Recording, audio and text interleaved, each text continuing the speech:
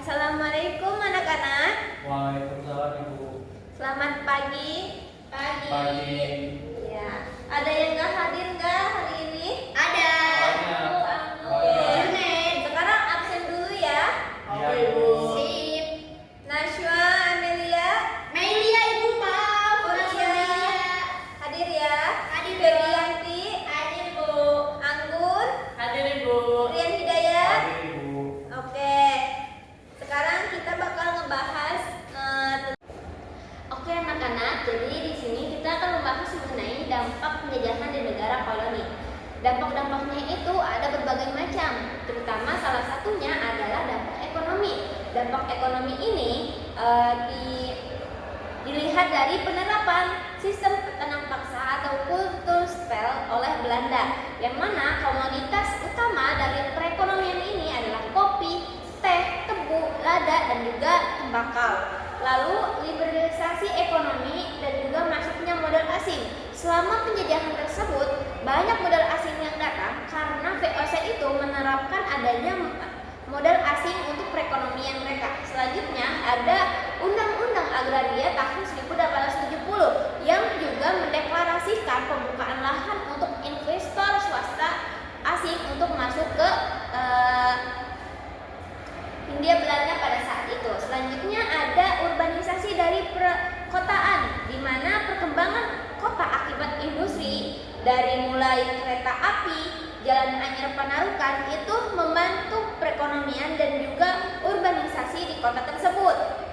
Lanjut ada dampak dari sosial dan juga budaya. Dampak sosial budaya ini, pendidikan hanya terbatas untuk pribumi nih anak-anak. Nah, diperkenalkannya IPRED Barat, transformasi komunikasi pertanian modern sehingga muncul adanya pendidikan untuk pribumi, yang mana itu merupakan satu kebijakan yang diperbolehkan oleh pemerintah Hindia Belanda untuk masyarakat Hindia Belanda. Nah, anak-anak Hindia Belanda itu penyebutan Indonesia pada masa kolonialisasi VOC gitu ya. Nah, ada juga radio, telepon, dan sistem irigasi itu mulai digunakan nih. Mulai banyak barang-barang dari luar negeri masuk ke wilayah Hindia Belanda yang mampu membantu perubahannya sosial dan juga kebudayaan di Indonesia pada masa itu. Selanjutnya di dampak kesehatan. Nah, ketika pada masa kolonial, walaupun masyarakatnya sengsara, namun fasilitas rumah sakit itu diadakan, namun memang terbatas. Adanya rumah sakit seperti Stovia, itu sekolah dokter Jawa, di mana dokter-dokter yang ada di Stovia itu merupakan pribumi asli. Selanjutnya ada penanganan penyakit oleh dokter-dokter dari Belanda seperti penyakit malaria, kolera, dan juga pers. Nah, munculnya adanya dokter Jawa, Menteri Kesehatan ini membuat membuat adanya faktor pendidikan yang lebih maju, lebih unggul gitu ya. Lalu ada mobilitas sosial. Nah, ketika ada dampak negatif dan juga ada dampak positif. Positifnya itu urbanisasi akibat tanam paksa dan hilangnya lahan pertanian, itu negatifnya. Lalu namun positifnya itu ada perpindahan buruh ke kota dan pusat industri. Jadi masyarakat itu bisa menambah perskilan dari kota dan pusat industri itu karena terpaksa ya. Lalu ada juga diperkuatnya infrastruktur dari transformasi yang tadi udah disebutin. Ada kereta api yang dari mesin uap itu sangat membantu jalannya perekonomian, yang nantinya perekonomian tersebut meningkatkan komoditas-komoditas yang nantinya akan diekspor, akan diimpor gitu ya. Selanjutnya ada sentimen rasial. Nah, ketika ada kelas sosial berdasarkan ras nih, pada saat itu ada Eropa di paling atas nih, yang tengah ada timur asing, dan di bawahnya ada pribumi sendiri. Nah, itu merupakan dampak negatifnya ya. Selanjutnya ada diskriminasi hukum dan sosial, penyebutan inlander untuk pribumi itu sendiri. Ada dampak politiknya seperti politik etis, di mana ada ruang untuk edukasi oleh masyarakat Hindia Belanda pada saat itu untuk mengedukasi, irigasi dan juga transmigrasi di masyarakat. Selanjutnya adalah lahirnya organisasi berpendidikan seperti Budi Utomo, terus juga Serikat Islam dan organisasi-organisasi yang mana nantinya akan melakukan pergerakan nasional yang menumbuhkan menciptakan kemerdekaan Indonesia pada 17 Agustus 1945. Lanjut adanya tumbuhnya rasa senasib di kalangan elit pribumi. Jadi ketika pribumi mendapatkan pendidikan, maka ia akan merasa bahwa hal yang terjadi di lingkungannya ini tidak benar dan harus memerdekakan diri seperti itu. Selanjutnya ibu akan menampilkan link YouTube yang nantinya kalian akses dan juga kalian pergunakan untuk pembelajaran selanjutnya. Mungkin itu berlanjut ke kalian bisa membagi menjadi 7 kelompok.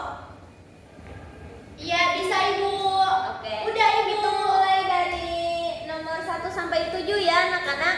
1, 2, 3, 4, 5, 6, 7. Yeay, Ibu. Sama kelompok 1 di sini, kelompok 2, kelompok 3, kelompok 4, kelompok 5, kelompok 6, kelompok 7. Oke, Bu. Nah, sekarang apa Ibu? tugasnya kalian itu ibu akan berikan bahan ajar. Kembali ke bahan ajar sekarang. Oke. Di sini di bahan ajar ini bakal ada 7 pembahasan mengenai dampak penjajahan di negara koloni, yang mana nanti kalian bakal dibagi menjadi kelompok 1 itu adalah dampak ekonomi ya. Lalu selanjutnya kelompok 2 itu urbanisasi dan pertumbuhan kota. Kelompok 3 ada dampak sosial budaya. Kelompok 4 ada kesehatan dan higienitas. Kelompok 5 ada mobilitas sosial. Kelompok 6 ada munculnya sentimen rasial. Dan kelompok 7 ada dampak politik. Langkah-langkahnya ini merupakan project based learning, di mana kalian ditugaskan untuk mencari sumber informasi yang mana informasinya selanjutnya akan dibuat oleh kalian berupa infografis. Nah, ibu mengharapkan kalian membuka handphone dan bekerja sama dengan baik. Lalu dibagi ya teman-teman tugas kelompoknya. Yang pertama, tulis hasil temuan kalian dalam bentuk infografis. Yang kedua, sertakan daftar pustaka, baik itu dari internet, dari bahan ajar yang telah ibu berikan, dan sebaiknya jurnal ya teman-teman. Lalu setelah infografisnya selesai, kalian mempresentasikan hasil kerja kelompok di depan kelas selama waktu 5 sampai 6 menit. Ibu akan memberikan LKPD-nya, sesuaikan nama kelompok dan pembahasan yang kalian tugaskan. Nah, ketentuan isi infografisnya itu ada penjelasan singkat, poin-poin dampak, contoh konkret, ilustrasi visual, dan dampak jangka panjang. Lalu kalian akan diberikan skor dengan peralihan yang nanti ibu akan rekap, oke? Selanjutnya ke dulu Mas.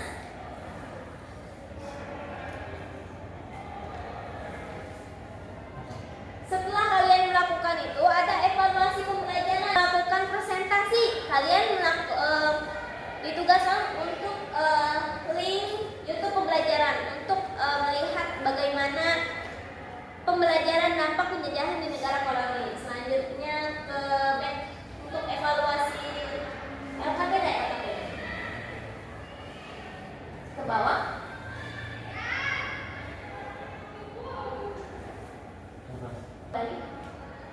Nah, setelah itu kalian men-scan link ini untuk mengevaluasi atau menjawab pertanyaan 10 pertanyaan ABC melalui media Wordwall, oke?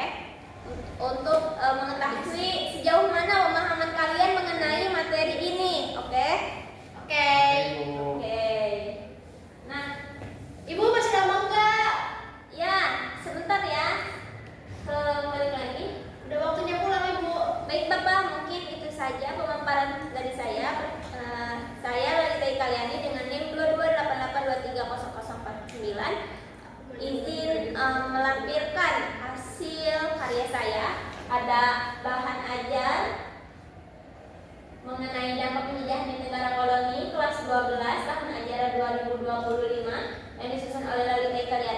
keluar nih.